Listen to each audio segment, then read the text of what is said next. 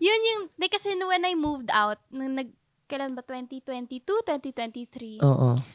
ano yun, umalis ako ng bahay mga September, first week of September. So, November, December, December.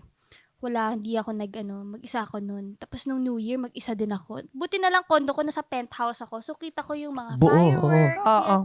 Tapos nagtuturotot na lang ako mag-isa doon. Na-experience ko yun. Pero alam mo yung feeling ko na yun, na parang, when I moved out, alam ko kasi ito yung magiging consequence ko. So, hindi ako yung nagmukmuk na, shucks, mag-isa lang ako. Kasi alam ko na mangyayari yun.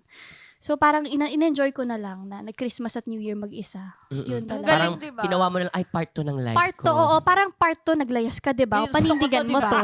So, yun. Oo. Inawa yung sarili, Yes. So, yun talaga yung moments na feel ko yun yung pivotal moment ko na nag-change talaga ako ng being an adult na, ay, shucks, kailangan ko ng panindigan yung sarili ko because of the decision I made. So, yun.